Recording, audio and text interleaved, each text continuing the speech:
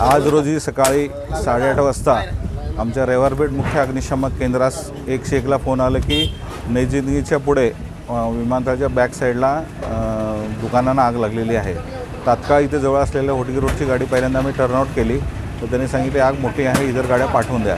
त्याचबरोबर रविवारपेठ, भवानीपेठ आणि सावरचंद मैदानची गाडी या ठिकाणी घेऊन आलं असता या ठिकाणी पाहिलं असतं की समोरच्या बाजूला जे फर्निचरचे दुकान आहेत त्या दुकानामध्ये फायर झालेलं होतं आणि त्याच्या लगतच पाठीमागे असलेल्या 4 घरांना देखील त्याची झळ पोचलेली होती। त्याच्यामध्ये साधारणपणे आपल्या पुढून 1-2 गाड्या आणि पाठीमागून 1-2 गाड्या असं करून आपण या ठिकाणी आगीवर आता नियंत्रण मिळवलेलं आहे। या ठिकाणी एका दुकानामध्ये फर्निचरच्या शेळ्या काहीतरी 2 शेळ्या काय होते त्याच्यामध्ये, परंतु दुकान बंद चावी असल्यामुळे आतमध्ये शेळ्या जी आहेत ते आगीमध्ये मृत्यू पावलेले आहेत त्याच्यामध्ये।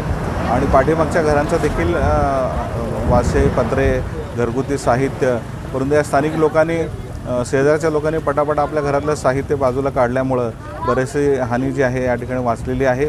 आपण आतापर्यंत जवळपास 10 गाडी पाण्याचा मारा केलेला आहे आणि आग आता पूर्णपणे विझलेली आहे। याच्यामध्ये कुठली जीवितहानी झालेली नाही आहे, परंतु ते 2 का 3 शेळ्या जे आहेत या ठिकाणी ते मेलेले आहेत। बाकी फर्निचरचे दुकान आहे त्याच्यामध्ये, त्या फर्निचर दुकानामुळे समोरच्या बाजूला जे फर्निचर आहे त्या दुकानाला आग लागून पाठीमागच्या घरांना देखील त्याची झळ पोचलेली आहे। आगीचं कारण काय कळलं का? अजून तरी काय अद्याप समजलं नाही आम्हाला। आपण आता पाणी मारून आग विझवण्याचा प्रयत्न करत आहोत, त्याच्यामध्ये आता कंट्रोलमध्ये आहे।